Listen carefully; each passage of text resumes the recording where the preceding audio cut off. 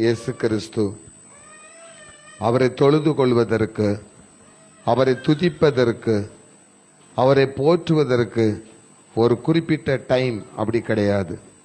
காலமே இத்தனை மணிலேருந்து இத்தனை மணி, மத்தியானம் இத்தனை மணிலேருந்து இத்தனை மணி அப்படி கிடையாது.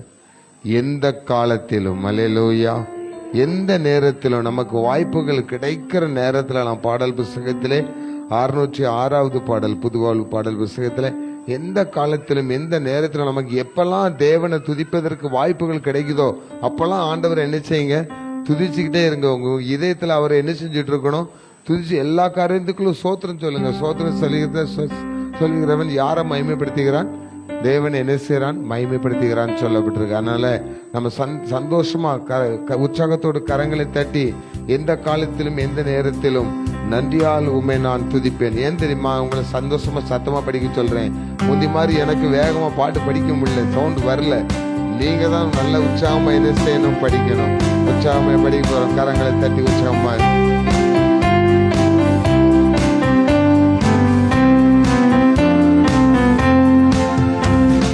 காலத்திலும் எந்த நேரத்திலும் நன்றியால் உம்மை நான் துதிப்பேன்.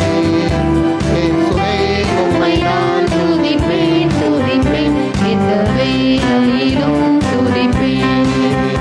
இயேசுவே உம்மை நான் துதிப்பேன், துதிப்பேன், எந்த வேளையிலும் துதிப்பேன்.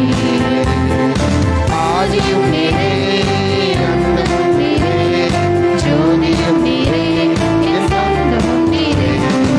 ஆதியும் நீரே, அந்தமும் நீரே, ஜோதியும் நீரே, என் சொந்தமும் நீரே. எந்த காலத்திலும் எந்த நேரத்திலும் நன்றியால் உம்மை நான் துதிப்பேன்.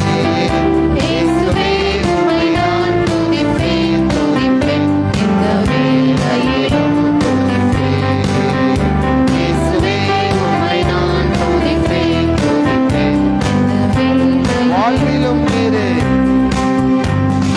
வாழ்விலும் நீரே, தாழ்விலும் நீரே, நாதியில் நீரே, என் பாதையில் நீரே. ஆமென். வாழ்விலும் நீரே, தாழ்விலும் நீரே, நாதியில் நீரே, என் பாதையில் நீரே. கரங்கள் தட்டி உற்சாகமாய் மன மகிழ்ச்சியோடு மகிழ்ச்சியோடு தேவனை ஆராதிக்கிறேன். உங்கள் முழு நலத்தோடு தேவனை ஆராதிக்கிறேன்.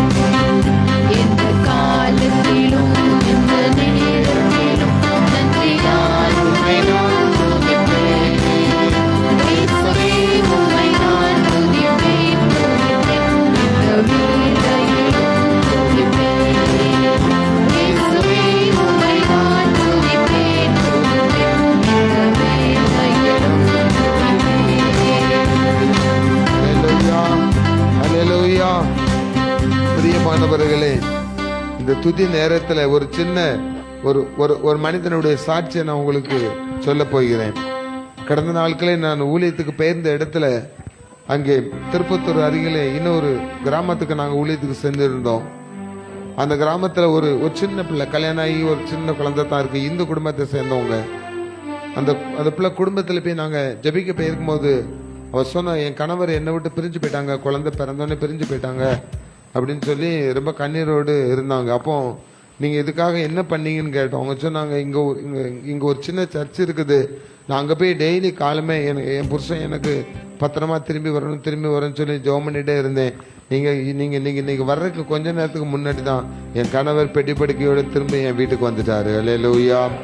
அந்த பிள்ளை அழுதுகிட்டே சொல்லும்போது ஆச்சரியமா இருந்தது. ஒரு இந்து குடும்பத்தில் ஒரு பிள்ளை, ஒரு இயேசு நீங்க துதித்தா ஆண்டவர் உங்களுக்கு ஜெயம் கொடுப்பாரு, ஒரு ஊழியக்காரர் சொன்ன ஒரு வார்த்தையை வச்சு பிரிந்து போன தன்னுடைய குடும்பத்தையே சேர்க்க முடிந்தது என்றால், இயேசுவை அறிந்த, இயேசுடைய நாமத்தை அறிந்த, அவருடைய வல்லமையை அறிந்த உங்களால் நீங்கள் துதித்தால் நீங்கள் ஜெயிக்க முடியும், நீங்கள் சாதிக்க முடியும். அல்லேலூயா, அல்லேலூயா. மீண்டும் ஒரு முறை படிப்போமா? எந்த காலத்திலும் எந்த நேரத்திலும் நல்ல கைகளை தட்டி உற்சாகமா படிக்க போகிறோம்.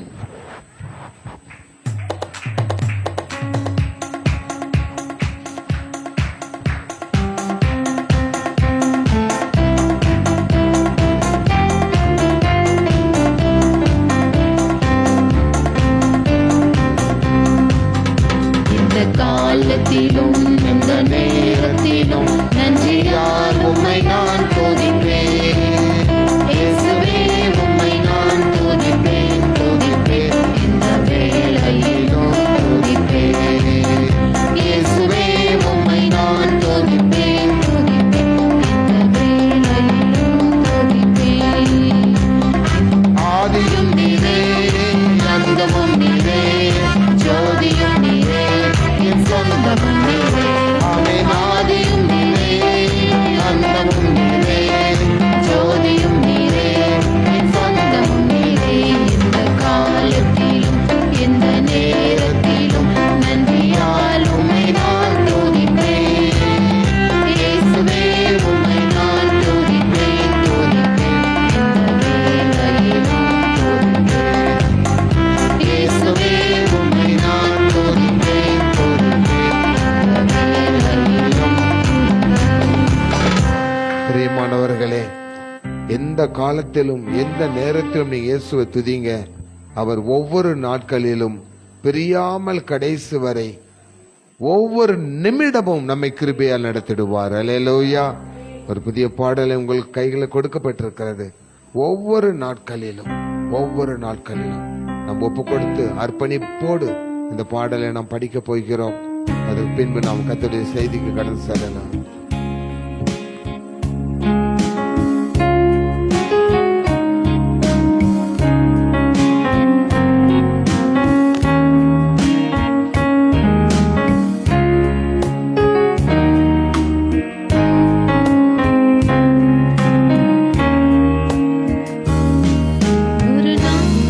நாட்களிலும் பிரியாமல் கடைசி வரை ஒவ்வொரு நிமிடமும் கிருபையால் நடத்திடும். ஒவ்வொரு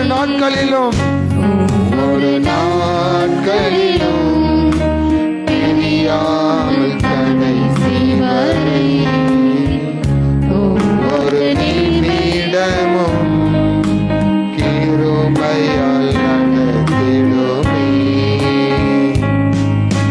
நான் உம்மை நேசிக்கிறேன், என் ஜீவனை பார்க்கிலும் நான் உம்மை நேசிக்கிறேன், எந்தன் உயிரை பார்க்கிலும் ஆராதிப்பேன் உம்மை நான் உண்மை மனதுடன்.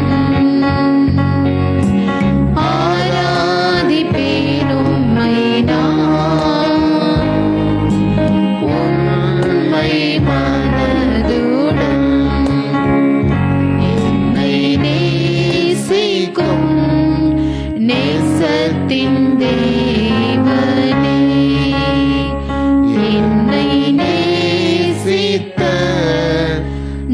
நேசத்தின் ஆழமதை என்னை நேசிக்கும் நேசத்தின் தேவனே,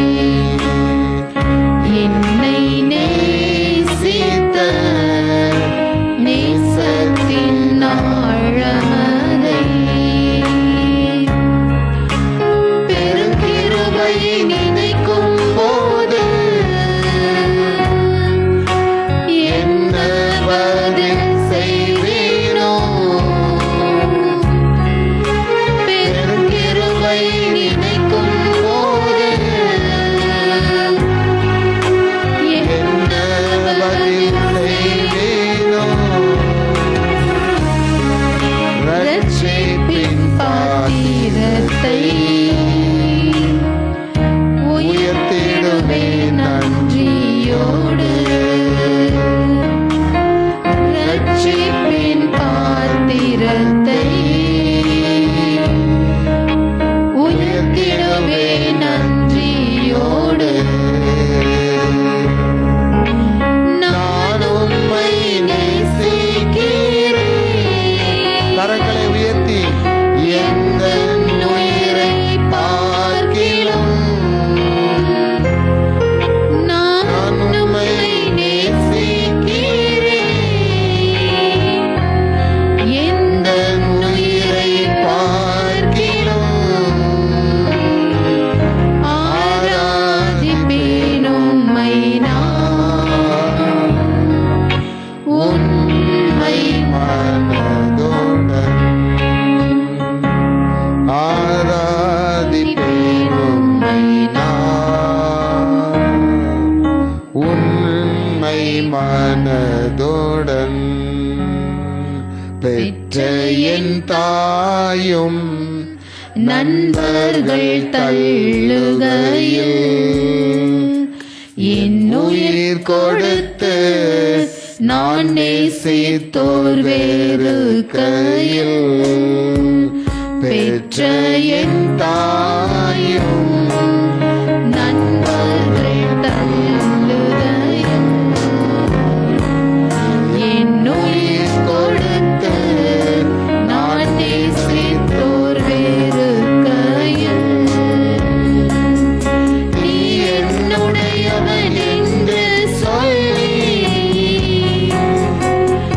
அழைத்தீர் என் செல்லப் பெயரை, நீ என்னுடையவன் என்று சொல்லி அழைத்தீர் என் செல்லப் பெயரை, வளர்த்தீர் இவ்வளவா உம் நாமம் மகிமைக்காக, வளர்த்தீர் இவ்வளவா உம் நாமம் மகிமைக்காக, நான் உம்மை நேசிக்கிறேன். எந்த உயிரை பார்க்கிலும் நான் உம்மை நேசிக்கிறேன். எந்த உயிரை பார்க்கிலும் ஆராதிப்பேன் உம்மை நான்,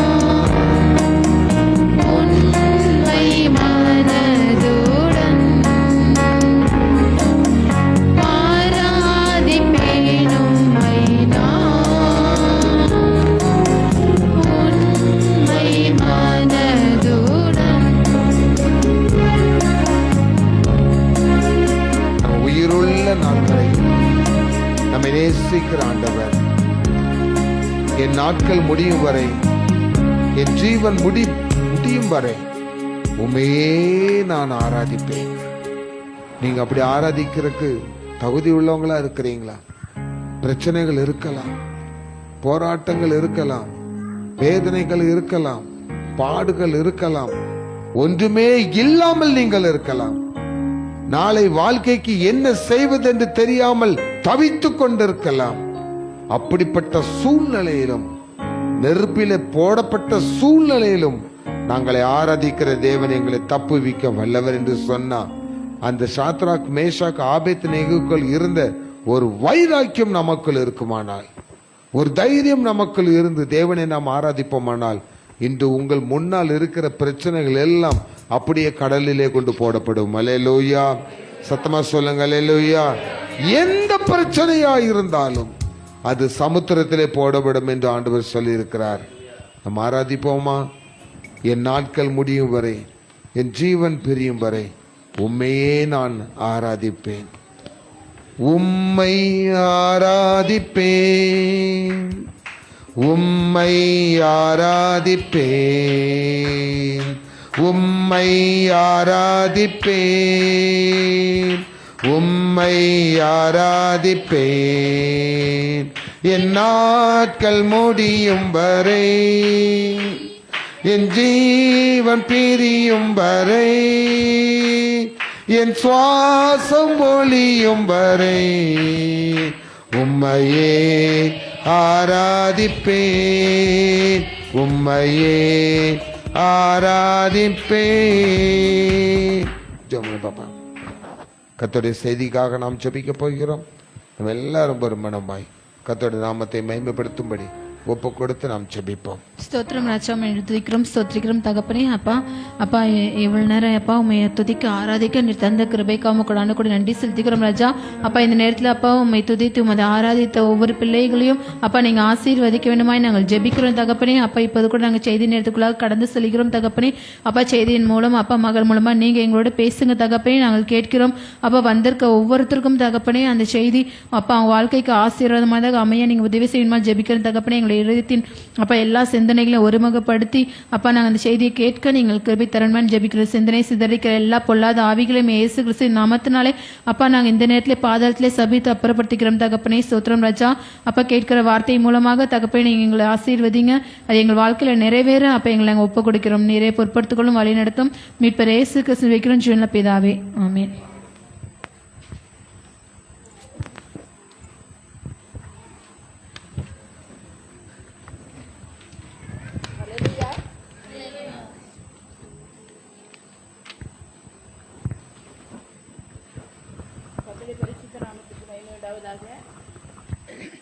ஆண்டவராக இயேசு கிறிஸ்து நாமத்தினாலே நான் உங்களை வாழ்த்துகிறேன்.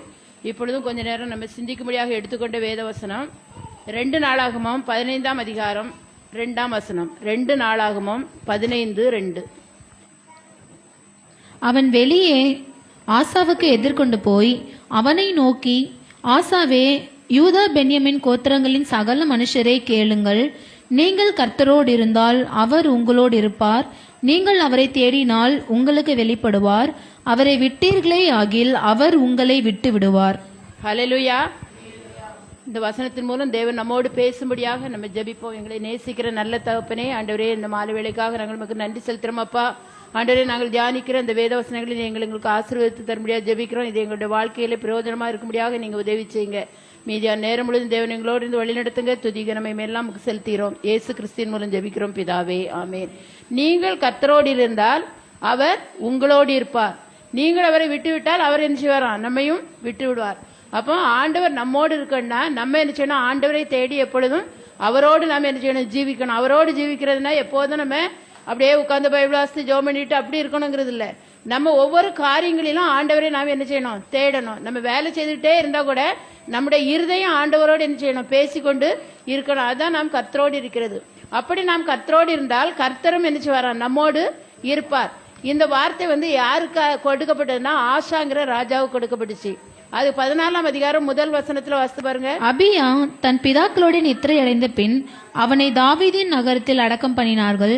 அவன் ஸ்தானத்திலே அவன் குமாரனாகிய ஆசா ராஜாவானான்.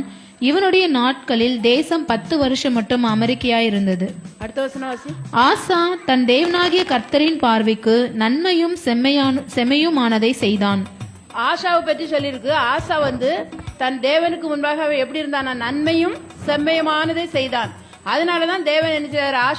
ஆசாட்ட ஒரு தீர்க்கதரிசியை அனுப்பி தேவன் சொல்றாரு, அப்ப அந்த ஆசா துன்ப நேரத்துல கஷ்டம் வரும்போது யுத்தம் வரும்போது அவன் என்ன செய்யணும்னா மனுஷரை அவன் தேடி போகல, ஆண்டவரை தேடி ஆண்டவர்கிட்ட ஆலோசனை கேட்டு அவருடைய ஆலோசனைப்படி நடந்ததுனால ஒரு பெரிய ஜெயத்தை எடுத்தான்னு அந்த அதே இந்த 14 அதிகாரத்தில் உள்ள வசனங்கள்ல சொல்லியிருக்கு. ஆஷா தன் தேவனாகிய கர்த்தரை நோக்கி அவன் ஒரு ஜெபம் பண்றான், ஆண்டவரே பலம் உள்ளவர்களுக்கும் பலம் இல்லாதவர்களுக்கும் உதவி செய்யறது உமக்கு லேசான காரியம்னு சொல்லி அவன் ஆண்டவர்கிட்ட ஜெபிச்சு அவன் யுத்தத்துக்கு போகும்போது இவனுக்கு விரோதமாக வந்த ராஜா வந்து 10 லட்சம் ஜனங்களோடு யுத்த வீரர்களோடு வந்தாங்க. ஆனா இவன்கிட்ட இருந்த யுத்த வீரர்கள் 5 லட்சம் தான், பாதி பேர் தான் இவன்கிட்ட இருந்தாங்க. ஆனா அந்த யுத்தத்துல கர்த்தர் அவனுக்கு என்ன செய்தார், ஒரு பெரிய வெற்றியை கொடுத்தார். அந்த ஜனங்களை அப்படியே என்ன செய்தார், முறியடித்து ஒரு பெரிய வெற்றியை கொடுத்து ஒரு பெரிய கொள்ளையை அவனுக்கு கொடுத்தார். அப்பதான் தேவன் என்ன செய்யறார், ஒரு ஞான தரிசிக்காரன் தீர்க்கதரிசியை அனுப்பி இந்த வார்த்தையை சொல்றாரு, நீங்கள் கர்த்தரோடு இருந்தார் அவர் உங்களோடு இருப்பார். இந்த ஆசா ராஜா கர்த்தரோடு இருந்ததுனால அந்த யுத்தத்துல ஒரு பெரிய வெற்றியை தேவன் அவனுக்கு கொடுத்தார். ஆனா அந்த ஆஷாவே என்ன செய்தார், இப்படிப்பட்ட ஒரு ஆஷா ஒரு பெரிய வெற்றியை தேவன் அவனுக்கு கொடுத்தார். கொஞ்சம் ஜனங்களை கொண்டு அதிக ஜனங்களை தோற்கடிக்க கூடிய ஒரு வெற்றியை கொடுத்த போதிலும் பின்னால ஒரு யுத்தம் வரும்போது இஸ்ரவேலின் ராஜா அவனுக்கு விரோதமாக வரும்போது அவன் என்ன செய்தான்னா பயந்து என்ன செய்தான், மற்ற மனிதருடைய உதவியை சீரியா ராஜாவுடைய உதவியை தேடினான். தேடினவனா ஆண்டவர் கோவப்பட்டு என்ன செய்யறாரு, திரும்பி ஒரு தீர்க்கதரிசியை அனுப்பி உனக்கு என்ன செய்ய முதல்ல ஒரு பெரிய வெற்றியை தந்தேனே, ஆனா நீ என்ன செய்தா மனிதரை தேடி போனதுனால உனக்கு இனிமேல் என்ன செய்யும், யுத்தம் வந்துகிட்டே இருக்கும் அப்படின்னு சொல்றாரு. சொன்ன உடனே கோவப்பட்டு என்ன செய்யறான், அந்த தீர்க்கதரிசிய கோவத்துல பிடிக்க போறான். அப்ப இவனுக்கு வந்து ஆண்டவர் என்ன செய்யறாரு, காலில் ஒரு வியாதியை கொடுத்தாருன்னு சொல்லியிருக்கு. அந்த வியாதியெல்லாம் அவன் என்ன செய்யணும், ஆண்டவரை தேடல, ஆண்டவரை தேடாம பரிகாரிகளையே தேடினதுனால அவன் என்ன மரித்து போனான்னு இந்த பின்னால் உள்ள வசனங்கள்ல சொல்லப்பட்டிருக்கு. அப்ப நம்ம ஆண்டவர் நம்மோடு இருக்கணும்னா நம்ம என்ன செய்யணும், ஆண்டவரோடு இருக்கணும், கர்த்தரோடு நம்ம என்ன செய்யணும், வாழணும், கர்த்தரோடு நம்ம என்ன செய்யணும், எப்பொழுதும் இருக்கணும், அவருடைய ஆலோசனைப்படி நடக்கணும். அவருடைய கற்பனைகளின்படி நடக்கும்போது தேவன் நினைச்சவர் நம்மோடு கூட இருப்பார். அதே 15ஆம் அதிகாரத்துல 4ஆம் வசனம் வாசிங்க. தங்கள் நெருக்கத்திலே இஸ்ரவேலின் தேவனாகிய கர்த்தரிடத்திற்கு திரும்பி அவரை தேடின போது அவர் அவர்களுக்கு வெளிப்பட்டார். அல்லேலூயா. நெருக்கத்துல என்ன செய்யணும்னா மனிதர்களை தேடியோ உறவினர்களை தேடியோ மற்றவர்களை தேடியோ நம்ம ஆலோசனைக்காகவோ உதவிக்கோ போகாதபடி யாரை தேடி போகணுமா, கர்த்தரை தேடி போகும்போது அவர் நமக்கு என்ன செய்யறாரு, செவி கொடுக்கிறார். அப்ப நம்ம இந்த இடத்துல நம்ம வந்து எசேக்கியா ராஜாவை பற்றி நம்ம பார்த்தோம்னா எசேக்கியா ராஜா எப்படிப்பட்டவனா இருந்தானா, தேவனுக்கு முன்பாக அவன் என்ன செய்தான், மன உத்தமமாய் நடந்து கொண்டான். அப்ப அவன் நெருக்கப்படுகிற நேரத்தில் அவன் என்ன செய்தான்னா கர்த்தரை நோக்கி பார்த்தான். அவன் ஒரு வியாதி வந்துச்சு, வியாதி வரும்போது அவன் என்ன செய்தான்னா அவனுக்கு அந்த வசனத்தை வாசிங்க. ஏசாயா தீர்க்கதரிசியின் புஸ்தகம்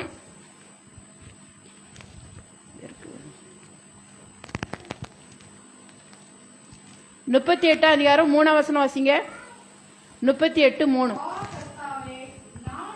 முன்பாக உண்மையும் மன உத்தமமாய் நடந்து உமது பார்வைக்கு நலமானதை செய்தேன் என்பதை நினைத்தருளும் என்று விண்ணப்பம் பண்ணி எசேக்கியா மிகவும் அழுதான். இந்த முதல் வசனத்துல சொல்லியிருக்கு, அவனுக்கு என்ன செய்யுச்சு, மரணத்துக்கு ஏதுவான ஒரு வியாதி வந்துச்சு. அப்ப கர்த்தர் சொல்றாரு, நீ என்ன செய்ய போற, மரணம் அடைய போற, அதனால உன் வீட்டு காரியத்தை நீ ஒழுங்குபடுத்திக்கன்னு சொல்லிட்டாரு. அவனுக்கு மரண நாள் குறித்தாச்சு. ஆனா இந்த வார்த்தையை கேட்ட உடனே அவன் உடனே பரிகாரியை தேடி போகல, மற்றவர்களை தேடி போகல, மற்றவர்கிட்ட போய் இப்படி புலம்பல, எனக்கு இப்படி வியாதி வந்துட்டே நான் சாக போறேன்னு சொல்லல. அவன் என்ன செய்தானா சுவர்புறமாய் திரும்பி கர்த்தரை நோக்கி என்ன செய்தான், அழுது ஜெபித்தான். கர்த்தாவே, நான் உமக்கு முன்பாக மன உத்தமும் உண்மையுமா நான் இருந்தேனே அப்படிங்கறத நினைத்தரலும் என்று சொல்லி அழுது ஜெபித்தான். ஆனா அவன் வந்து என்ன செய்தான், எனக்கு சுகந்தாங்க ஆண்டவரே, எனக்கு ஜீவனை தாங்க, எனக்கு தீர்க்காயுசை தாங்க அப்படிலாம் கேட்கல. நான் அவன் செய்த நன்மையை சொல்லி என்றான். அவன் எப்படிப்பட்டவன்கிறத அவன் என்ன செய்யறான், ஆண்டவருக்கு தெரியப்படுத்த. என்ன நினைத்தரலாம் ஆண்டவரே, நான் உமக்கு முன்பாக என்ன செய்தேன், உண்மையும் மன உத்தமமா இருந்தேனே அப்படின்ட்டு சொல்லி ஜெபம் பண்ணும்போது உடனடியாக கர்த்தரவனுக்கு என்ன செய்தார், பதில் கொடுத்து அந்த ஏசாயா தீர்க்கதரிசியை மறுபடியும் உடனே அந்த அரண்மனை முற்றத்துக்கு தான் வந்திருக்கான். அரண்மனை விட்டு கூட அவன் வெளியே போகல. உடனே ஆண்டவர் அவனுடைய ஜெபத்துக்கு பதில் கொடுத்து அவனுடைய ஜெபம் வந்து எப்படி இருந்துச்சு, தேவனுக்கு உகந்த ஒரு விண்ணப்பமாக இருந்தபடினால் அந்த உடனே அந்த தீர்க்கதரிசியை அனுப்பி நீ அவன்கிட்ட போய் சொல்லு, உன் விண்ணப்பத்தை கேட்டேன், உன் கண்ணீரை கண்டேன், உன் ஆயுசு நாளோடு என்ன செய்வேன், 15 வருஷம் கூட்டுவேன்னு சொல்லி ஆண்டவர் அவனுக்கு என்ன செய்தாரு, ஒரு விடுதலையை கொடுத்தாரு. அப்ப நெருக்கப்பட்ட நேரங்கள்ல, வியாதிப்பட்ட நேரங்கள்ல நம்ம வந்து என்ன செய்யறோம், அதுக்காக வியாதிப்பட்டா நம்ம ஆஸ்பத்திரிக்கு போக கூடாதுன்னு நான் சொல்லல. ஆஸ்பத்திரிக்கு போனாலும் முதலாவது நம்ம யாரை தேடணும், ஆண்டவரை நம்ம தேடணும். டாக்டரால சுகம் கொடுக்க முடியாது, அந்த மருந்துகளினால் நமக்கு சுகம் கிடைக்காது. நம்ம டாக்டர்கிட்ட போனாலும் நமக்கு சுகம் தர்றது யார் தான், கர்த்தர் தான். அப்படி டாக்டர்கள் சுகம் தந்தா யாருமே மறிக்க வேண்டியதில்லை. ஆனா அந்த நேரத்தில் நமக்கு சுகம் தருகிறது யார் தான், கர்த்தர் தான் சுகம் தரணும். அதனால நம்ம கர்த்தரிடத்தில் நம்முடைய வியாதி நேரங்களில், நம்ம நெருக்க நேரங்களில் கர்த்தரிடத்தில் நம்ம கேட்கும் போது கர்த்தர் நமக்கு என்ன செய்யறாரு? சுகத்தை தருகிறார். இன்னொரு சம்பவம் எசேக்கியா ராஜாவுடைய வாழ்க்கையில பார்க்கும்போது, எசேக்கியா ராஜாவுக்கு விரோதமாக அசீரியா ராஜாவையும் சனகரிப்புங்கிறவன் என்ன செய்தான்? வந்தான். அந்த அசீரியா ராஜா வந்து என்ன செய்ய, ஒரு பெரிய ராஜா இவனுக்கு விரோதமாக வந்து, இஸ்ரவேல் ஜனங்களுக்கு விரோதமாக வந்து, யூதா ஜனத்துக்கு விரோதமாக வந்து அவங்களை என்ன செய்தான்? போரிடுறதுக்காக வந்தான். வரும்போது ஏசாயா 37:14 வாசிங்க. ஏசாயா 37:14. எசேக்கியா ஸ்தானாதிபதிகளின் கையிலிருந்த நிருபத்தை வாங்கி வாசித்தான். பின்பு எசேக்கியா கர்த்தருடைய ஆலயத்துக்கு போய் அதை கர்த்தருக்கு முன்பாக விரித்து, அதுக்கு முந்தின வசனங்கள்ல நம்ம பார்த்தோம்னா, அந்த எசேக்கியா ராஜா ஒரு ஸ்தானாபதியை அனுப்புறான். அந்த ஸ்தானாபதி என்ன, ரப்சாக்கைங்கிறவன் வந்து அவனுக்கு விரோதமாக, இந்த இஸ்ரவேல் ஜனங்களுக்கு விரோதமாக, யூதா ஜனங்களுக்கு விரோதமாக ரொம்ப ரொம்ப அசிங்கமா என்ன பேசுறான். அது மட்டும் இல்ல, கர்த்தரை என்ன தூஷித்து பேசுறான். எங்க கைக்கு உங்களை என்ன செய்ய முடியாது, உங்க கடவுளால கூட காப்பாற்ற முடியாது அப்படின்னு சொல்லி. ஏன்னா எசேக்கியா ராஜா என்ன செய்தான்னா, அந்த விக்கிரகங்களெல்லாம் அகற்றி, பலிபீடங்களெல்லாம் அகற்றி கர்த்தர் ஒருவரே என்ன செய்தான்? தேடினான். அதனால எசேக்கியா ராஜா எல்லா விக்கிரகங்களையும் அழிச்சு போட்டுட்டான். அதனால நீங்க என்ன, உங்களுக்கு தப்பு வைக்கிறதுக்கு வேற தேவன் இல்லைன்னு சொன்னான். ஆனா அவன் வந்து உண்மையான தேவனாகிய கர்த்தரை தேடின அப்படின்னால அவனுக்கு என்ன செய்தார்? கர்த்தர் ஒரு பெரிய வெற்றியை என்ன செய்தார்? கொடுத்தாரு.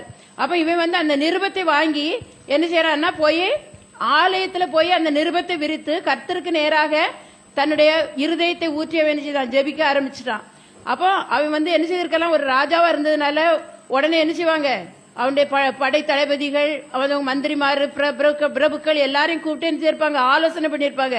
ஆனா இவன் அந்த மனிதருடைய ஆலோசனையெல்லாம் என்ன செய்யல, கேட்கல.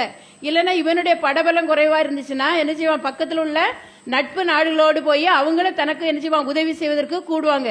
ஆனா இவன் யாரையும் என்ன செய்யல, நம்பல, மனிதர்களை நம்பல. கர்த்தர் தனக்கு துணை என்பதை இவன் என்ன செய்தான்? உணர்ந்து கொண்டு. அப்படின்னால இவன் என்ன செய்தான்னா, கர்த்தரை நோக்கி ஜபிக்கிறதுக்காக ஆலயத்துல போய் அந்த ராஜா அனுப்பின அந்த கடிதத்தை தேவனுடைய சமூகத்து நேராக விரித்து வானத்தை நோக்கி அபயமிட்டு கர்த்தரிடத்துல என்ன செய்தான்? மன்றாடி கேட்டான். ஆண்டவரே, அவங்க என்ன செய்தாங்க? அவனுடைய தேவர்கள் அவனுக்கு வெற்றி கொடுத்தது நிச்சயம்தான். ஆனா அவங்கெல்லாம் உண்மையான தேவர்கள் அல்ல. என்னுடைய தேவனாகி நீர் யாரு? நீர் வல்லமையுள்ள தேவன், நீர் ஜீவனுள்ள தேவன், எங்களுக்கு வெற்றியை தர உம்மால் முடியும் அப்படின்னு சொல்லி இவங்க என்ன செய்தாங்க? ரொம்ப அழுது கர்த்தரிடத்துல போய் விண்ணப்பம் பண்ணி ஜெபிக்கும் போது கர்த்தர் என்ன செய்யாருன்னா, அன்றைக்கு ராத்திரியே இவனுக்கு விரோதமாக வந்த அந்த சனகரிப்பு ராஜாவினுடைய, அசீரியா ராஜாவினுடைய படைத்தலைவர்கள் எல்லாம் என்ன செய்தாராம்? வெட்டி போட்டார். ஒரு தூதனை அனுப்பினார். அப்ப நமக்கு உதவி இல்லாத நேரத்துல கூட தேவன் உதவி செய்ய வல்லவராயிருக்கிறார்.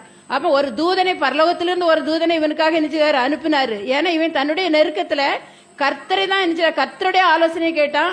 கர்த்தருடைய சமூகத்துல போய் தன்னுடைய இருதயத்தை ஊற்றி ஜெபித்தான்.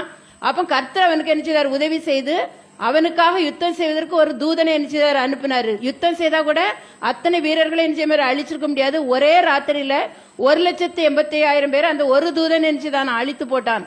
காலையில எழுப்பி பாக்குறாங்க. பார்க்கும்போது என்ன செய்தாங்க? எல்லா படை வீரர்களும் செத்தவர்களா கிடக்குறாங்க. அதை பார்த்த உடனே என்ன செய்தான்? அந்த சனகரிப்பு ராஜா என்ன செய்தார்? செத்த முகமாய் தன்னுடைய நாட்டிற்கு திரும்பி போனான்னு சொல்லுது. யுத்தமே இல்ல, ஆண்டவரே என்ன செய்தார்? யுத்தம் செய்தார்.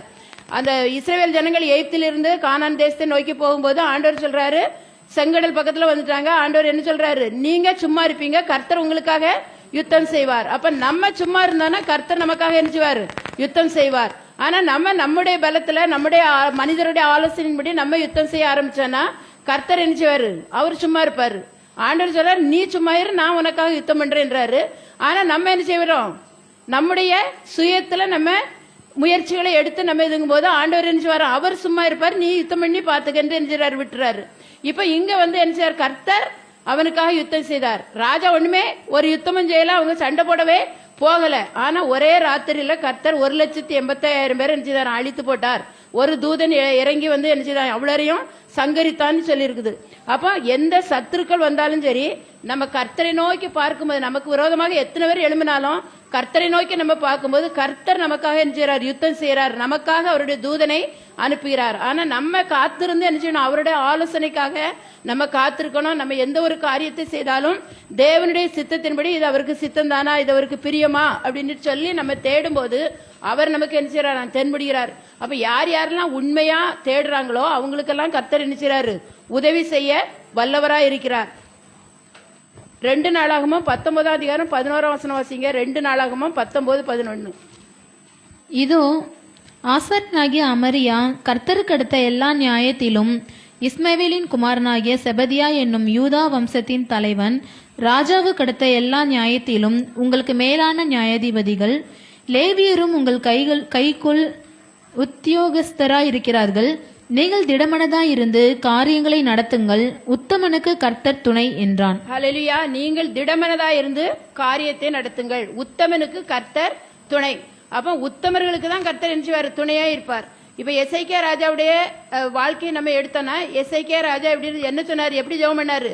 ஆண்டவரே, நான் உமக்கு முன்பாக உண்மையும் மன உத்தமமா இருந்தேன். அப்ப அவர் உத்தமத்தை பார்த்து கர்த்தர் அவருக்காக என்ன செய்தார்? யுத்தம் செய்தார்.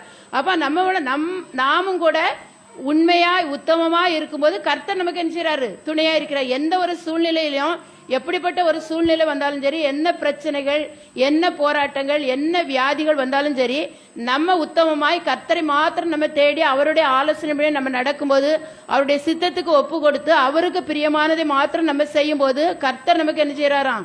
துணையாக இருக்கிறார். அப்படிதான் எசேக்கியா ராஜாவுக்கு கர்த்தர் என்ன செய்றாரு? துணையாக இருந்து அவனுக்கு ஒரு பெரிய வெற்றியை தேவன் என்ன செய்தார்? கட்டளையிட்டார்.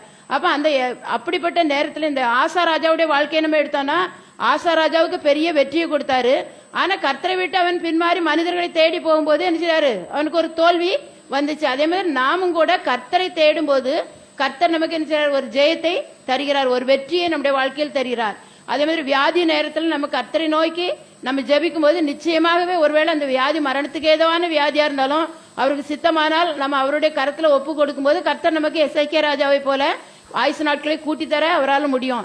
எப்பேற்பட்ட வியாதியா இருந்தாலும் அந்த வியாதியிலிருந்து தேவன் நமக்கு சுகமாக்க முடியும். அப்ப நம்ம என்ன செய்யணும்? ஆண்டவரை உறுதியாய் பிடிச்சு கொண்டு அவருடைய கற்பனைகளின்படி நடந்து அவருக்கு பிரியமானதை நம்ம என்ன செய்யணும்? அப்படி தேடும் போது மாத்திரம்தான் தேவன் நமக்கு என்ன செய்வார்? செவி கொடுப்பார், தேவன் நமக்கு தென்படுவார். சங்கீதம் 18:39 வாசிங்க. தாவீது ராஜா சொல்றாரு, நிறைய யுத்தங்கள் தாவீதுக்கு வந்துச்சு. ஆனா தாவீதோடு கர்த்தர் இருந்தபடினால தேவன் அவனை ஒவ்வொரு காரியங்களிலும் பாதுகாத்து வந்தார். வாசிங்க. தேவனுடைய 18:39 யுத்தத்திற்கு நீர் என்னை பலத்தால் இடைக்கட்டி என்மேல் எழும்பினவர்களை என் கீழ் மடங்க பண்ணினீர். ஹல்லேலூயா. எப்படிப்பட்ட யுத்தம்! பிசாசு நம்மளோட யுத்தம் பண்ணுவான், சத்துருக்கள் யுத்தம் பண்ணலாம். ஆனா கர்த்தரோடு நம்ம இருக்கும்போது கர்த்தர் தாவீது என்ன சொல்றாருன்னா, என்மேல் எழும்பினவர்களை என் கீழ் மடங்க பண்ணினார்கள். ஒருவேளை பார்க்கும்போது அதாவது நமக்கு விரோதமா எழும்புகிறவர்கள் பலம் கொண்டவர்களாக நம்ம அழிக்க வர்ற மாதிரி நமக்கு தெரியலாம். ஆனாலும் நம்ம ஆண்டவரோடு இருக்கும்போது ஆண்டவர் என்ன சொல்றாருன்னா, அந்த தாவீது சொல்றாரு, என்மேல் எழும்பினவர்களை என் கீழ் மடங்க பண்ணினீர். அப்ப அதே மாதிரி எந்த துன்பங்கள் சூழ்நிலைகள் வரும்போதும் நம்ம ஆண்டவரை தேடி அவருடைய ஆலோசனைக்கு காத்திருந்து அவருக்கு பயப்படுகிற பயத்தோடு இருக்கும்போது எல்லா பிரச்சனைகளையும் தேவன் நினைச்சவார் நம்முடைய கால்களுக்கு கீழே நினைச்சுவாரு போட்டு அதை மிதிக்கிறதுக்கு ஏற்ற பலனை நமக்கு தருவார். அந்த இஸ்ரவேல் ஜனங்கள் கானான் தேசத்துக்கு பிரவேசிக்கும் போது யோர்தான் வந்துச்சு. ஆண்டவர் என்ன சொல்றாரு? உடன்படிக்கை பெட்டியை சுமைக்கிற ஆசாரியர்கள் முதல்ல போய் அந்த யோர்தானில் எங்க காலை மிதிச்சு நில்லுங்க அப்படின்னு அவங்க கால் ஊன்றின உடனே என்ன யோர்தான் பிரிந்து போச்சு. ஜனங்களுக்கு உலர்ந்த தரைவழியா யோர்தானை கடந்து போனார்கள். அப்ப எப்படிப்பட்ட பிரச்சனைகள் வந்தாலும் நம்ம ஆண்டவரை தேடும் போது அந்த பிரச்சனைகள்லாம் என்ன செய்யும்? நம்முடைய காலடியில அதெல்லாம் ஒண்ணு இல்லாம போயிரும். ஆனா நம்ம ஆண்டவரை விட்டு மனிதர்களுடைய உதவியை தேடும் போது அந்த பிரச்சனை என்ன செய்யும்? நமக்கு மேல எழும்பி நம்ம என்ன செய்யும்? அழிக்கிறது மாதிரி வரும். அதனால நம்ம என்ன செய்யணும்? ஆண்டவரை உண்மையாக தேடும் போது அவர் நமக்கு தென்படுவார். அதிகாலையில் தேடுகிறவர்கள் என்ன செய்வார்கள்? கண்டடைவார்கள் சொல்லியிருக்கு. அப்ப நம்ம ஒவ்வொரு நாளும் அதிகாலை எழும்பி ஆண்டவரை தேடும் போது அவரை நம்ம என்ன செய்வோம்? கண்டுகொள்ள முடியும்.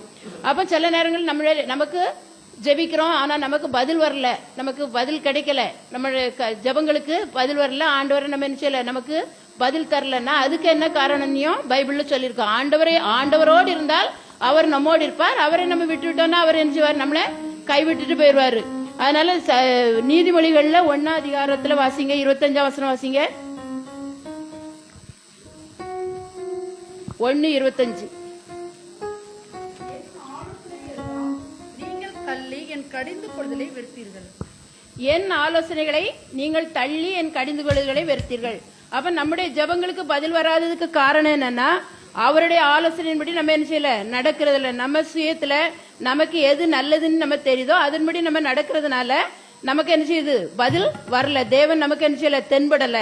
28ஆம் வசனம் வசிங்க. இதுல அப்பொழுது அவர்கள் என்னை நோக்கி கூப்பிடுவார்கள், நான் மறுஉத்தரவு கொடுக்க மாட்டேன். அவர்கள் அதிகாலையில் என்னை தேடுவார்கள், என்னை காண மாட்டார்கள். ஹல்லேலூயா. அதிகாலையில் தேடுகிறவர்கள் கண்டடைவார்கள் சொல்லியிருக்கு.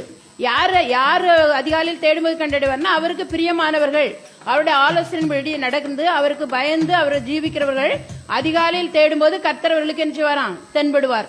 ஆனா நம்ம சுயத்துல நம்ம இஷ்டப்படி நம்ம நடந்துட்டு நம்ம அதிகாலையில தேடினாலும் ஆண்டவர் என்ன செய்ய மாட்டாரா? நமக்கு செவி கொடுக்க மாட்டாருன்னு சொல்லியிருக்கு. எவ்வளவுதான் நம்ம கூட்டாலும் நம்முடைய ஜபங்களுக்கு என்ன செய்யாது? பதில் வராது.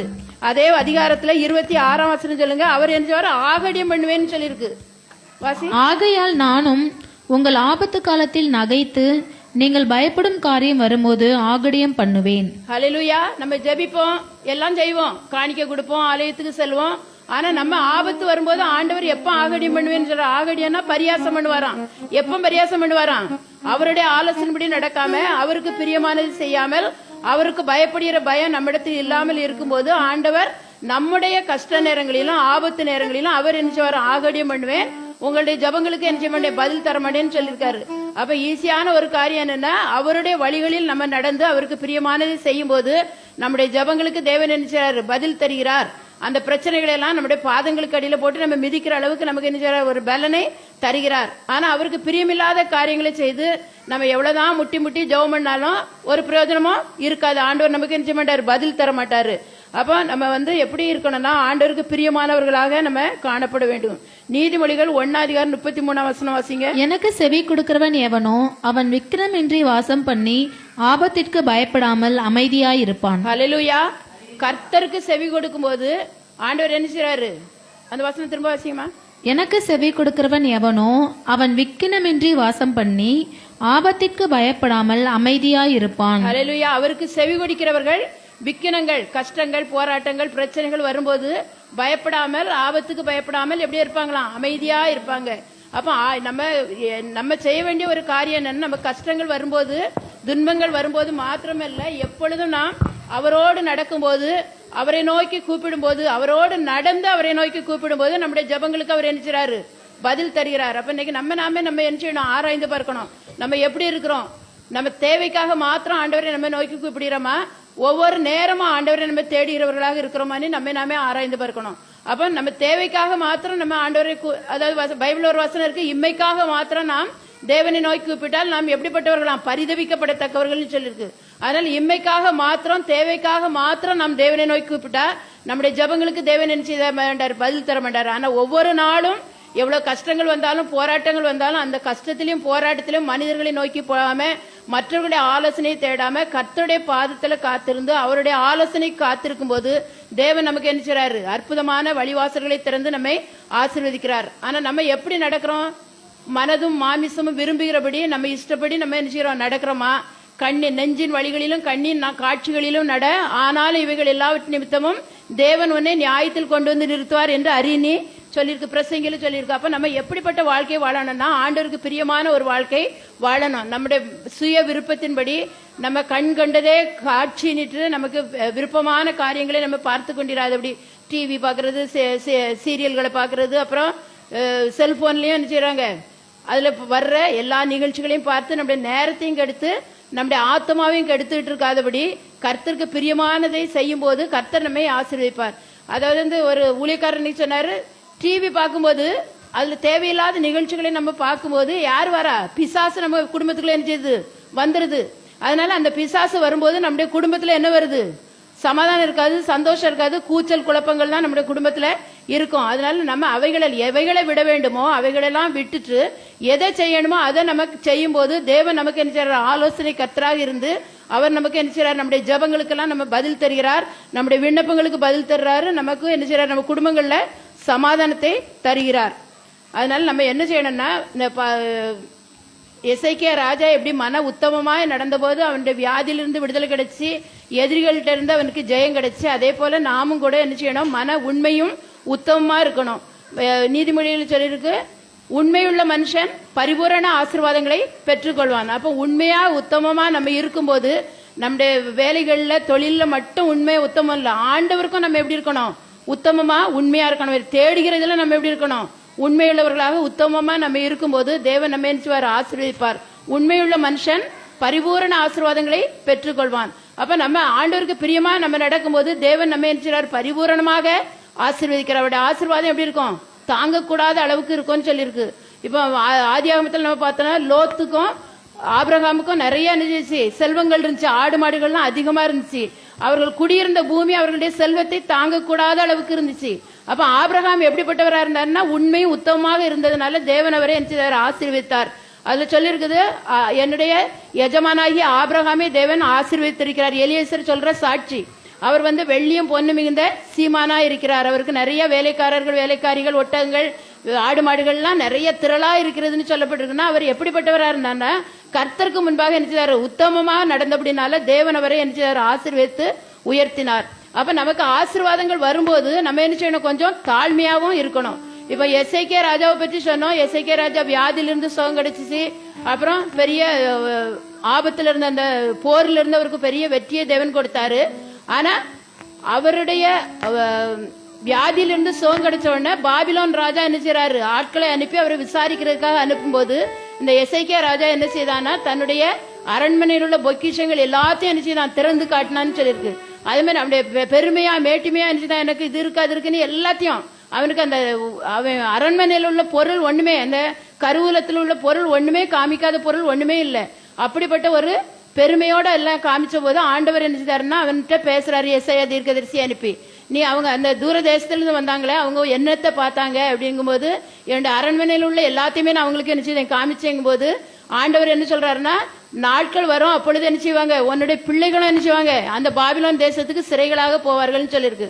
அப்ப நமக்கு இந்த ஆசீர்வாதங்கள் வரும்போது பெருமையோட நம்ம எல்லாத்துக்கும் காட்டணும். நம்ம வீட்டுல நடக்கிற எல்லா காரியங்களையும் எல்லாத்துட்டையும் சொல்லணுங்கிற அவசரமே கிடையாது. எதை நம்ம காண்பிக்கணுமோ நமக்கு தேவன் செய்த நன்மைகளுக்கு சாட்சிகளா இருக்கணுமே ஒழிய நமக்கு இருக்கிற ஆசீர்வாதங்களே வர்றவங்கிட்ட எல்லாம் சொல்லி சொல்லி காமிக்கணுங்கிற அவசரமே கிடையாது. அதுதான் இதை நமக்கு இந்த வேதம் என்ன செய்து எச்சரிக்குது. அந்த எஸ்ஐகே ராஜா அப்படி நடந்ததுனால பின்னால அவனுடைய சந்ததிகள் என்ன செய்தாங்கன்னா அடிமைகளாக கொண்டு போகப்பட்டார்கள். அந்த ஆலயத்தில் உள்ள பொருட்களை கூட என்ன செய்தான்? அந்த பாபிலோன் ராஜா சிறைப்பிடித்து தன்னுடைய தேசத்துக்கு கொண்டு போனான்னு சொல்லப்பட்டிருக்கு. அதனால நம்ம எல்லாவற்றிலும் நம்ம எப்படி இருக்கணும்? ஞானம் உள்ளவர்களாக நம்ம காணப்படணும். தேவனுடைய ஆலோசனை பெற்று அவருக்கு பிரியமாக நம்ம நடக்கும்போது தேவன் நம்மையும் நம்முடைய குடும்பங்களையும் தேவன் ஆசீர்வதித்து உயர்த்த தேவன் வல்லவராக இருக்கிறார். ஆண்டவர் தாமே இந்த வார்த்தைகளை ஆசீர்வதிப்பாராக. நம்ம இந்த ஆசீர்வாதங்களை பெற்றுக்கொள்வதற்காக நம்ம எழும்பி நின்று நம்ம ஜெபிப்போம். நம்மிடத்து என்னென்ன குறைகள் இருக்குங்கிறத நம்ம இந்த வேளையில ஆராய்ந்து பார்ப்போம். தேவனுக்கு பிரியமில்லாத காரியங்கள், அவருடைய ஆலோசனைக்கு கீழ்ப்படியாத காரியங்கள், அது நீங்க சொல்லிருங்க. தேவனுடைய ஆலோசனைக்கு கீழ்ப்படியாத காரியங்கள் ஏதாவது நம்ம இடத்துல இருக்குதா? அதாவது நம்ம சுயத்துல நம்ம எதையாவது செய்யறோமா அப்படின்னு நம்ம நாமே ஆராய்ந்து பார்ப்போம். ஆண்டவரே, ஒவ்வொரு காரியங்களிலும் நான் உமக்கு பிரியமில்லாத எந்த காரியம் செய்திருந்தாலும் அதை தயவாக மன்னித்து இந்த நாளிலே என்னை ஆசீர்வதிங்கப்பா. எங்களுடைய ஜபங்களுக்கு பதில் வராததுக்கு என்ன காரணம்? அதுக்கு எங்களிடத்தில் என்ன குறைகள் காணப்படுகிறது இயேசுவேன்னு சொல்லி நம்ம நாமே ஒப்பு கொடுப்போம். நம்மிடத்தில் இருக்கிற குறைகளை தேவனிடத்தில் அறிக்கை செய்து நம்ம ஜெபிப்போம். நம்மிடத்தில் குறைய வச்சுட்டு நம்முடைய ஜபங்களுக்கு பதில் வரலன்னு நம்ம கர்த்தரை என்ன செய்யறோம்? குறை சொல்றோம். அப்படிப்பட்ட சூழ்நிலையை நம்ம விட்டுட்டு கர்த்தரை நம்மிடத்தில் இருக்கிற குறைகளை நம்ம ஆராய்ந்து பார்த்து அவைகளை விட்டு விட்டு மனம் திரும்பி தேவனுக்கு பிரியமானவர்களாக நடக்கும்போது தேவன் நம்மையும் நம்முடைய குடும்பங்களையும் நம்முடைய கையின் பிரயாசங்கள் எல்லாவற்றையும் தேவன் ஆசீர்வதிக்க அவர் வல்லவராக இருக்கிறார். நம்ம எல்லாம் ஒரு நிமிஷம் ஜெபிப்போம். எங்களை அதிகமாக நேசிக்கிற எங்களை அன்பின் தகப்பனே, ஆண்டவர் இந்த வேலைக்காக நாங்கள் உமக்கு நன்றி செலுத்துறோம் அப்பா. ஆண்டவரே, நன்றியோடு துதிக்கிறோம். நீர் கொடுத்த அந்த வார்த்தைக்காக. நீங்கள் கர்த்தரோடு இருந்தால் அவர் உங்களோடு இருப்பார், நீங்கள் அவரை தேடும் போது அவர் உங்களுக்கு தென்படுவார் என்று சொல்லியிருக்கிறப்பா. உங்களுடைய ஆலோசனை கேட்டு உமக்கு பயப்படுகிற பயத்தோடு நாங்கள் நடக்கும்போது தகப்பனே, நீர் எங்களுக்கு இப்படிப்பட்ட ஆசீர்வாதங்களை நீர் தருகிறீர் கர்த்தாவே. ஆனால் உங்களுடைய ஆலோசனைக்கு கீழ்ப்படியாதபடி எங்கள் மனம் போன போய்களை போகும்போது நாங்கள் ஜெபித்தாலும் எங்களுடைய ஜெபங்களுக்கு பதில் வராது என்று சொல்லியிருக்கிறீரப்பா. இந்த வேளையில் நாங்கள் எங்களை தாழ்த்தி ஜெபிக்கிறோம் கர்த்தாவே. எங்களுக்கு காணப்படுகிற குறைகள் குற்றங்களை தயவாக மன்னித்து தகப்பனே. ஆண்டவர், எங்களுடைய ஜெபங்களுக்கெல்லாம் நீங்க பதில் தாங்கப்பா. இதுவரைக்கும் நாங்கள் எவைகளை பெற்றுக்கொள்ளலையப்பா, அவைகளை நாங்கள் இந்த நாளிலே பெற்றுக்கொள்ளும்படியாக நாங்கள் எங்கள் ஒவ்வொருவரையும் தாழ்த்தி அர்ப்பணித்து உடைய சமூகத்தில் நாங்கள் கேட்கிறோம் அப்பா. நீர் எங்களுடைய ஜெபங்களுக்கு பதில் தரும்படியாக நாங்கள் ஜெபிக்கிறோம். நாங்கள் கூப்பிடும் போது கர்த்தாவே, இதோ கொடுக்கிறேன் என்று சொல்வேன் என்று சொல்லியிருக்கிறீரப்பா. அந்த வார்த்தையின்படி நாங்கள் எப்போ ஜெபித்தாலும் கத்தாவே எங்களுடைய விண்ணப்பங்களுக்கு நீங்க பதில் தரும்படியாக கத்தாவே எங்களுடைய நடக்கைகள் ஆண்டவரே செயல்கள் எல்லாம் உமக்கு பிரியமாயிருக்க நீர் எங்களுக்கு உதவி செய்ய முடியாது ஜெபிக்கிறோம் அப்பா. இந்த வேளையில வந்த ஒவ்வொருவரையும் நீங்க ஆசீர்வதிங்க ராஜா. என்னென்ன வேண்டுதல்கள் விண்ணப்பங்களை உடைய சமூகத்தில் இப்பொழுது ஏறெடுத்துக் கொண்டிருக்கிறார்கள் அவர்களுக்கு நீங்க உதவி செய்யுங்க கத்தாவே. செய்கிற வேலைகளை நீங்க ஆசீர்வதிங்க, தொழிலை ஆசீர்வதிங்க கத்தாவே. கடன் பிரச்சனையோடு இருக்கிற பிள்ளைகளுக்கு கடன் பிரச்சனைகள் எல்லாவற்றையும் நீங்க மாற்றுங்க ராஜா. பிள்ளைகளுடைய வாழ்க்கையில செழிப்பை நீர் கட்டளையிட முடியாது ஜெபிக்கிறோம் கத்தாவே. ஒவ்வொரு குடும்பங்களிலும் கத்தாவே பொருளாதாரத்தில் ஒரு மேன்மை அடைய நீங்க உதவி செய்யுங்கப்பா. உன் தேவனாய கர்த்தருடைய சத்தத்துக்கு நீ கீழ்ப்படியும் போது பூமியில் உள்ள சகல ஜனங்களிலும் நான் உன்னை ஆசீர்விப்பேன் என்று சொன்னீரேப்பா. உன்னை மேன்மையாக வைப்பேன் என்று சொன்னீரேப்பா. அந்த ஆசீர்வாதம் இப்பொழுது கத்தாவே அப்பா வந்திருக்கிற ஒவ்வொருவருக்கும் கிடைக்கும்படியாக நாங்கள் ஜெபிக்கிறோம் அப்பா. ஒவ்வொருவரும் நாங்கள் இயேசுவின் நாமத்தினாலே நாங்கள் வாழ்த்தி ஆசீர்வதிக்கிறோம் அப்பா. உங்களுடைய ஆசீர்வாதம் ஆண்டவரே ஒவ்வொரு குடும்பங்களுக்கும் கத்தாவே ராஜா கடந்து செல்லும்படியாக நாங்கள் ஜெபிக்கிறோம். வந்திருக்கிற சிறு பிள்ளைகளே நீங்க ஆசீர்வதிங்கப்பா. ஆண்டவரே அடுத்த வாரத்தில் பிள்ளைகள் ஸ்கூலுக்கு செல்கிறது நீர் அறிந்திருக்கிறீரப்பா. பிள்ளைகளுக்கு வேண்டிய நல்ல ஞானத்தை கொடுங்கப்பா. ஆண்டவரே ஒவ்வொரு சிறு பிள்ளைகளும் கர்த்தருக்கு பிரியமாய் நடக்க நீங்க உதவி செய்யுங்க. பெற்றோருக்கு கீழ்ப்படுகிற பிள்ளைகளாக மாற்றுங்க ராஜா. ஃபீஸ் கட்டுவதற்கு தேவைகள் எல்லாவற்றையும் பிள்ளைகளுக்கு நீ சந்திக்க முடியாது நாங்கள் ஜெபிக்கிறோம் கத்தாவே. கைட்டு செய்யற வேலையிலே உங்களுடைய கரம் கூடவே இருந்து ஆசீர்வதிக்க முடியாது ஜெபிக்கிறோம் அப்பா. ஒவ்வொருவரையும் நீங்க ஆசீர்வதிங்க, வழி நடத்துங்க. துதி கனமை எல்லாம் நமக்கு செலுத்துகிறோம். இயேசு கிறிஸ்துவின் மூலம் ஜெபிக்கிறோம் பிதாவே, ஆமேன். அல்லேலூயா. தேசத்தை உட்காருவோம். கடந்த 25ஆம் தேதி ஞாயிற்றுக்கிழமை தங்களுடைய திருமண நாளை கொண்டாடின ஸ்மைலிக்காக சிம்சோனுக்காக நாம் ஜெபிக்க போகிறோம். வருகிற 31ஆம் தேதி எங்களுடைய கல்யாண நாள். அதற்காக நீங்க ஜெபித்துக் கொள்ளுங்க. கர்த்தர் இந்த ஊழியத்தை ஆசீர்வதிக்கணும். பிள்ளைகளுடைய வாழ்க்கையில கர்த்தர் அற்புதங்களை செய்யணும். நம்ம அதுக்காக ஒரு 5 நிமிடம் நம்ம ஜெபித்து நாம் முடிக்க போகிறோம். ஸ்மைலி சிம்சோனுக்காக, எங்களுக்காக.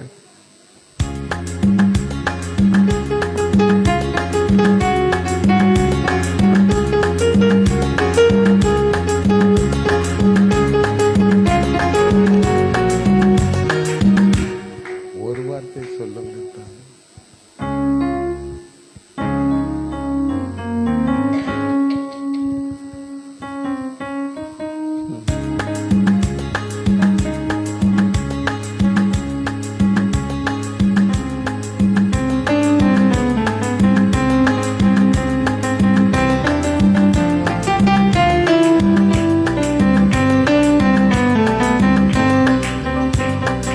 ஒரு வார்த்தை சொல்லும் கர்த்தாவே, எங்க வார்த்தையெல்லாம் செழிப்பாகுமே.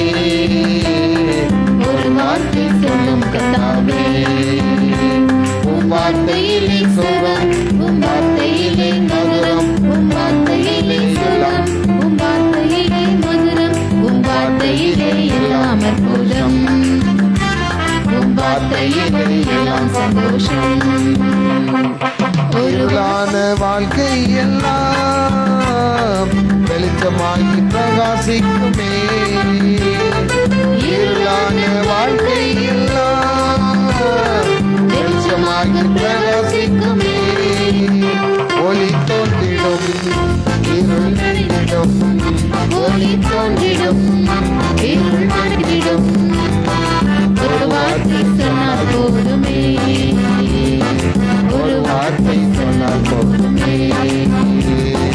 ஒரு வார்த்தை சொல்லும் கர்த்தாவே, எங்கள் வாழ்க்கையெல்லாம் செழிப்பாகுமே. ஒரு வார்த்தை சொல்லும் கர்த்தாவே, உம் வார்த்தையிலே சுகம், உம் வார்த்தையிலே மதுரம், உம் வார்த்தையிலே சுகம், உம் வார்த்தையிலே மதுரம், உம் வார்த்தையிலே எல்லாம் சந்தோஷம், வார்த்தையிலே எல்லாம் சந்தோஷம். அல்லேலூயா.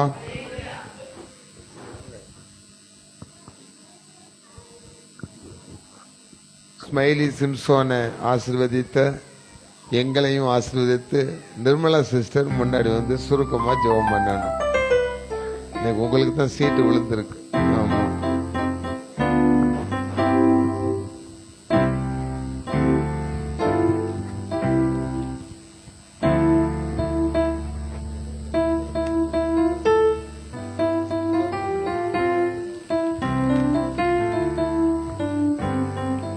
కృపా కనికరం మూలమ ప్రియ పరలోకపు తండ్రి యేసయ్య రాజా మీ బంగారు పదముకు వేలాది వందనాస్తులు స్తోత్రాలనైనా అయ్యా నా తండ్రి ఈ సాయంత్రం వేళ సమయం ఉంది నా తండ్రి అయ్యా మీరు నాకు ఇచ్చిన యేసయ్య ఈ చిన్న ప్రార్థనను బట్టి మీకు వేలాది వందనాస్తులు స్తోత్రాలయ్యా అయ్యా నా తండ్రి ఈ కుటుంబం కోసం ప్రార్థిస్తున్నాం నా తండ్రి పాస్టర్ అయ్య గారిని పాస్టర్ అమ్మ గారిని మీరు ఆశీర్వదించండి నా తండ్రి వారు చేసే సేవలో మీరు ముందుని నడిపించమని వేడుకుంటున్నాయ్యా అయ్యా వారికి ఇచ్చిన కుమార్తెను మీరు ఆశీర్వదించండి యేసయ్య వాళ్ళ అల్లుడిని మీ చేతికి అప్పగించుకుంటున్నాను నా తండ్రి వాళ్ళు చేసే ప్రతి ఒక్క యేసయ్య బిజినెస్లోనూ మీరు మేము తోడు నీరుగా ఉండి వాళ్ళు నడిపించమని వేడుకుంటున్నానయ్యా వాళ్ళ కుటుంబాన్ని మీరు ఆశీర్వదించండి నా తండ్రి యేసయ్య ఆ బిడ్డకు ఒక గర్భఫలాన్ని దయచేయమని వేడుకుంటున్నాను నా తండ్రి స్తోత్రమయ్యా అయ్యా గర్భఫలం యెహోవా ఇచ్చు బహుమానం చెప్పింటున్నారు నా తండ్రి అయ్యా ఆ బిడ్డ నా తండ్రి మీ యొక్క బిడ్డ నా తండ్రి మీరు ఏర్పరచుకున్న బిడ్డ నా తండ్రి మీరు ఒకసారి కన్నులు తెరిచి చూసి నా తండ్రి ఆ బిడ్డను మీరు ఆశీర్వదించి నా తండ్రి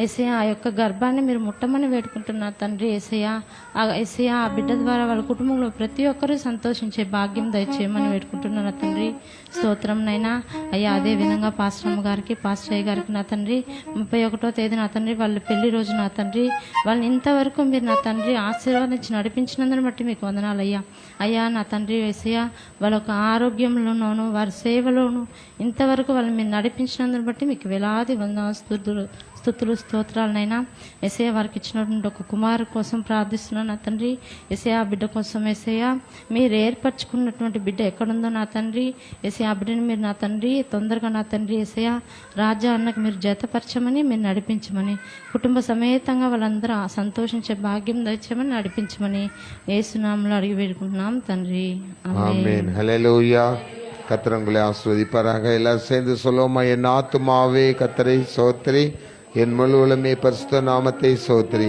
என் ஆத்துமாவே கர்த்தரை சோத்திரி கர்த்தர் செய்த சகல உபகாரங்களையும் மறவாதே ஆமென் ஆமென் உங்களுக்கு நான் அவ்வளவு சொல்லுகிறேன். சந்தோஷமாயிருங்க எப்பொழுதும் சந்தோஷமாயிருங்க சந்தோஷமாயிருங்க எப்பொழுதும் சந்தோஷமாயிருங்க உயர்வானாலும் தாழ்வானாலும் உயர்வானாலும் தாழ்வானாலும் சர்வவல்ல தேவன் நம்மோடு இருக்கிறார் சர்வவல்ல தேவன் நம்மோடு இருக்கிறார் சந்தோஷமாயிருங்க எப்பொழுதும் சந்தோஷமாயிருங்க அல்லேலூயா அல்லேலூயா கர்த்தர் உங்களை ஆசீர்வதிப்பாக மறந்துடாதீங்க நாளைக்கு சாயந்தரம் 6:30 மணிக்கு சிவபாஸ்டர் வீட்டில் சிபிஜி பிரேயர் மீட்டிங் வியாழக்கிழமை முழு இரவு ஜெபம் ராத்திரி 10:30 மணிக்கு சனிக்கிழமை காலமே 10:30 மணிக்கு உபவாச ஜெபம் அந்த உபவாச ஜெபத்துக்கு எல்லாரும் வாங்க உங்களை நாங்கள் அன்போடு அழைக்கிறோம் அடுத்த வாரம் வாக்குத்தத்த ஆராதனை அதில் நீங்கள் உற்சாகமாக கலந்து கொள்ளும்படி நாங்கள் இயேசு நாமத்தில் அன்புடன் அழைக்கிறோம்